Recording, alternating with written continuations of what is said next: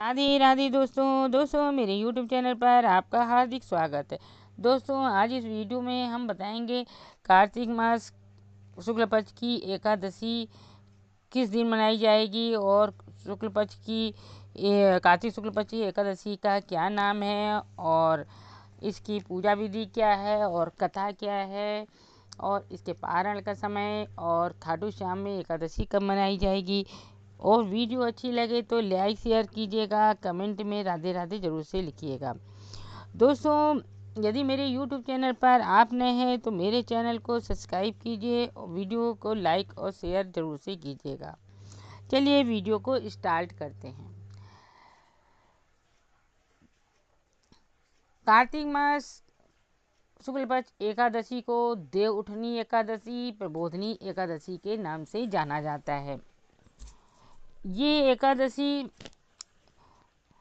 11 नवंबर शाम को 6:47 से लग जाएगी और इसका जो समापन है 12 नवंबर संध्या काल 4:04 पर होगा। तो इसलिए देव उठानी जो एकादशी है हम 12 नवंबर को मनाएंगे। और दोस्तों इसकी जो पूजा विधि है वो भी मैं आपको बताऊंगी। देव उठानी एकादशी के दिन जैसे सभी एकादशियों को आप सुबह जल्दी से उठते हैं, नहा धोकर अपने मंदिर को साफ कीजिए, क्योंकि इस दिन देव उठानी एकादशी है, इसलिए घर की भी सफाई अच्छे से कर लीजिए और मंदिर भी सफाई कीजिए और भगवान को गंगा जल या दूध, दही, शक्कर, शहद, घी से स्नान करवाइए, पंचामृत से स्नान कराइए। इसके बाद भगवान को अच्छे अच्छे वस्त्र पहनाइए, उनका श्रृंगार कीजिए, फूल माला चढ़ाइए, सुगंधित फूल माला चढ़ाइए और फल फूल फलाहार का भोग लगाइए। इस दिन बहुत बड़ी एकादशी होती है देव उठानी एकादशी। इसमें से सब घर में सभी लोगों को व्रत रखना चाहिए और इस तरह से आप पूजा कीजिए और दिन भर भगवान विष्णु जी का जाप करते रहिए। और आप कृष्ण भगवान का भी जाप कर सकते हैं, सब विष्णु के रूप ही हैं। आप ओम नमो भगवते वासुदेवाय, जैसे श्री कृष्णाय नमः, इस तरह से आप कोई भी मंत्र ले लीजिए, उसका जाप करते रहिए। और इस दिन विष्णु सूक्त का पाठ और पाठ जरूर करिए, विष्णु सहस्त्र नाम का पाठ करना चाहिए। इस तरह आप जितनी हो सके अच्छे से अच्छे पूजा कीजिए। और पूजा इस दिन भगवान को उठाने के लिए घर में किसी पंडित द्वारा अच्छे से पूजा करवाइए। और 4 गन्ने का मंडप बनाया जाता है। इस दिन शकरकंडी है और सब्जी वगैरह है, ये भगवान को सब चढ़ती है, भगवान को तपाया भी जाता है। ये आप किसी अच्छे पंडित से करवा लीजिए, यदि आपके घर में अपने आप लोग करते हैं जैसे करते हैं उस तरह से कर लीजिए। चलिए हम आपको सुनाते हैं प्रबोधनी एकादशी की व्रत कथा। श्री कृष्ण भगवान ने कहा, हे अर्जुन, तुम मेरे बड़े ही प्रिय सखा हो। हे पार्थ, अब मैं तुम्हें पापों का नाश करने वाली तथा पुण्य और मुक्ति को देने वाली प्रबोधनी एकादशी की कथा सुनाता हूँ। श्रद्धापूर्वक सुनो। इस संबंध में मैं तुम्हें नारद और ब्रह्मा जी के बीच हुए वार्तालाप को सुनाता हूँ। एक बार नारद जी ने ब्रह्मा जी से पूछा, हे पिता, प्रबोधनी एकादशी के व्रत का क्या फल होता है? आप कृपा करके मुझे ये सब विस्तार पूर्वक बताएं। ब्रह्मा जी बोले, हे पुत्र, कार्तिक मास के शुक्ल पक्ष की प्रबोधनी एकादशी के व्रत का फल 1 सहस्त्र अश्वमेध यज्ञ तथा 100 राजसूय यज्ञ के फल के बराबर होता है। नारद जी ने पूछा, हे पिता, एक संध्या को भोजन करने से, रात्रि में भोजन करने तथा पूरे दिन उपवास करने से क्या क्या फल मिलता है, उसे आप भी समझाइए।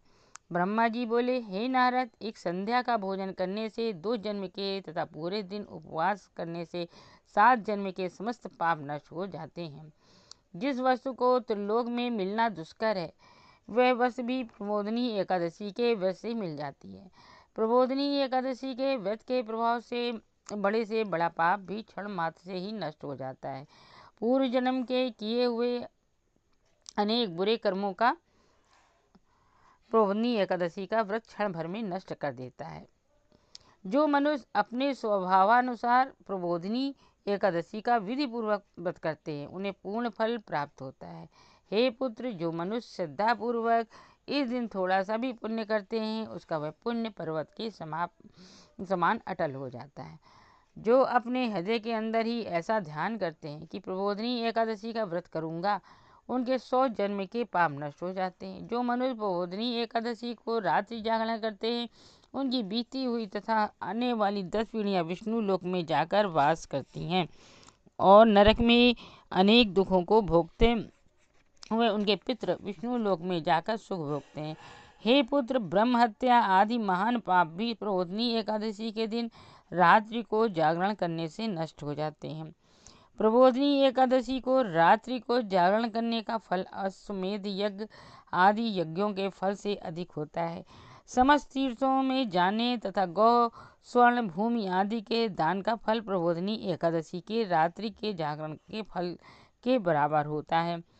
हे नारद, इस संसार में उसी का जीवन सफल है जिसने प्रबोधिनी एकादशी के व्रत द्वारा अपने कुल का पवित्र किया है। संसार में जितने भी तीर्थ हैं तथा जितने भी तीर्थों की आशा की जा सकती है, वह प्रबोधिनी एकादशी का व्रत करने वाले के घर में रहते हैं। मनुष्य को समस्त कर्मों को त्यागते हुए भगवान की प्रसन्नता के लिए कार्तिक मास की प्रबोधिनी एकादशी का व्रत अवश्य करना चाहिए। जो मनुष्य इस एकादशी को व्रत करता है, वह धनवान, योगी, तपस्वी तथा इंद्रियों को जीतने वाला होता है, क्योंकि एकादशी भगवान विष्णु की अत्यंत प्रिय है। इसके व्रत के प्रभाव से मनुष्य पुण्य जन्म नहीं लेता है। इस व्रत के प्रभाव से कायिक, वाचिक और मानसिक तीनों प्रकार के पाप नष्ट हो जाते हैं। इस एकादशी के दिन जो मनुष्य भगवान की प्राप्ति के लिए दान, तप, होम, यज्ञ आदि करते हैं, उन्हें अक्षय पुण्य मिलता है। प्रबोधिनी एकादशी के दिन भगवान की पूजा करने से बाल, यौवन और वृद्धावस्था के समस्त पाप नष्ट हो जाते हैं। इस एकादशी की रात्रि को जागरण करने का फल सूर्य ग्रहण के समय स्नान करने के फल के सहस्त्र गुना अधिक होता है। मनुष्य अपने जन्म से लेकर जो पुण्य करता है, वह पुण्य प्रबोधिनी एकादशी के व्रत के पुण्य के समान व्यर्थ है। जो मनुष्य प्रबोधिनी एकादशी का व्रत नहीं करता, उसके समस्त पुण्य व्यर्थ हो जाते हैं। इसलिए हे नारद, तुमको भी विधि पूर्वक विष्णु भगवान की पूजा करनी चाहिए। जो मनुष्य कार्तिक मास में धर्मपरायण होकर अन्य व्यक्तियों को अन्न नहीं खाते, उन्हें चंद्रायण व्रत का फल मिलता है। कार्तिक मास में भगवान दान आदि से उतने प्रसन्न नहीं होते जितने कि शास्त्रों की कथा सुनने से प्रसन्न होते हैं। कार्तिक मास में जो मनुष्य भगवान की कथा को थोड़ा थोड़ा पढ़ते हैं या सुनते हैं, उन्हें 100 गायों के दान का फल मिलता है। यह सुनकर नारद जी बोले, हे परमपिता, अब आप एकादशी के व्रत का विधान कहिए और कैसा व्रत करने से कैसा पुण्य मिलता है वह भी समझाइए। ब्रह्मा जी बोले, हे नारद, इस एकादशी के दिन मनुष्य को ब्रह्म मुहूर्त में उठना चाहिए और स्नान आदि से निवृत्त होकर व्रत का संकल्प करना चाहिए। उस समय भगवान से विनय करनी चाहिए कि हे भगवान, आज मैं निराहार रहूँगा और दूसरे दिन भोजन करूँगा, इसलिए आप मेरी रक्षा करें। इस प्रकार विनय करके भगवान की पूजा करना चाहिए और व्रत प्रारंभ करना चाहिए। उस रात्रि को भगवान के समीप गीत, नृत्य, बाजे तथा कथा कीर्तन करते हुए रात्रि व्यतीत करनी चाहिए। प्रबोधिनी एकादशी के दिन कपड़ता को त्याग कर बहुत से पुष्प, अगर धूप आदि से भगवान की आराधना करनी चाहिए। शंख के जल से भगवान को अर्घ्य देना चाहिए। इसका फल तीर्थ दान आदि से करोड़ गुना अधिक होता है। जो मनुष्य अगस्त पुष्प से भगवान की पूजा करते हैं, उनके सामने इंद्र भी हाथ जोड़ता है। कार्तिक मास में जो बिल्व पत्र से भगवान की पूजा करते हैं, उन्हें अंत में मुक्ति मिलती है। कार्तिक में जो मनुष्य तुलसी जी से भगवान की पूजा करते हैं, उनके 10,000 जन्मों के समस्त पाप नष्ट हो जाते हैं। जो मनुष्य इस माह में श्री तुलसी जी के दर्शन करते हैं या छूते हैं या ध्यान करते हैं या कीर्तन करते हैं या रोपण करते हैं अथवा सेवा करते हैं, वे 1000 कोटि युग तक भगवान के घर में रहते हैं। जो मनुष्य तुलसी को पेड़ लगाते हैं, उन्हें कुटुंब में जो पैदा होते हैं, वे प्रलय के अंत तक विष्णु लोक में रहते हैं। जो भगवान को की कदम्ब पुष्प से पूजा करते हैं, वे यमराज के दुखों को नहीं पाते। समस्त मनोवांछाओं को पूरा करने वाले भगवान कदम्ब पुष्प को देखकर अत्यंत प्रसन्न होते हैं। यदि उनकी कदम्ब पुष्प से पूजा की जाए तो फिर बात ही क्या है। जो गुलाब के पुष्प से भगवान की पूजा करते हैं उन्हें मुक्ति मिलती है। जो मनुष्य बकुल और अशोक के फूलों से भगवान की पूजा करते हैं उन्हें अंत काल तक शोक से रहित हो जाते हैं।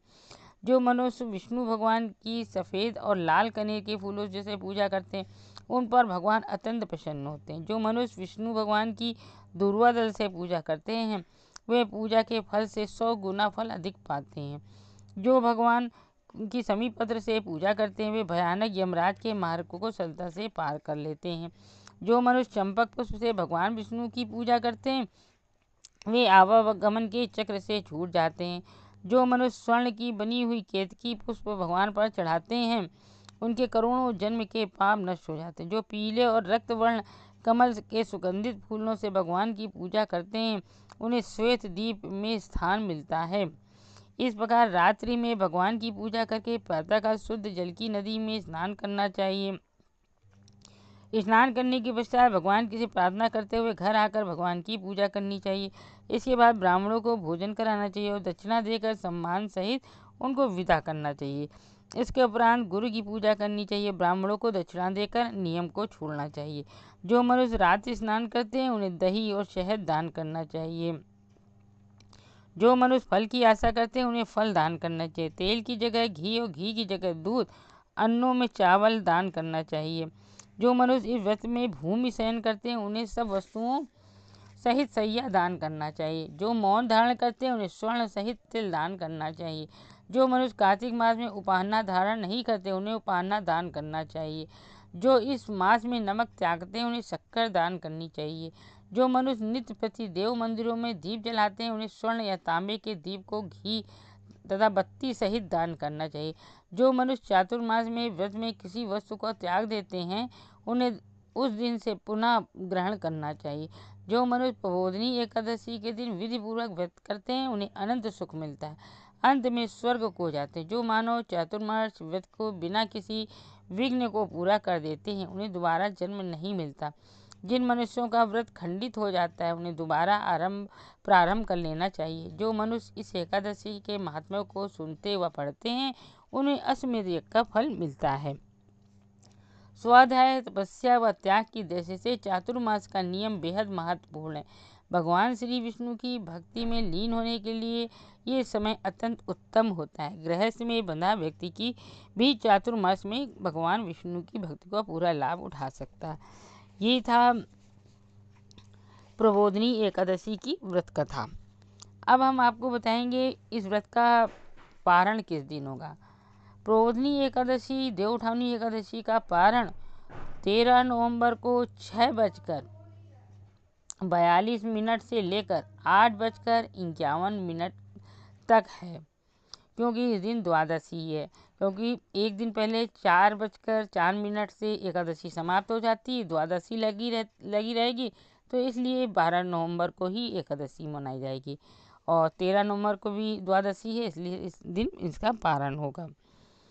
और खाटू श्याम प्रेमी लोग कभी 12 नवंबर को ही मनाई जाएगा। वीडियो अच्छी लगे तो लाइक और शेयर कीजिएगा। कमेंट में राधे राधे बिल्कुल ज़रूर से लिखिएगा। वीडियो अच्छी लगे तो ज़्यादा से ज़्यादा शेयर कीजिएगा। चलिए अगली वीडियो मिलते हैं। राधे राधे।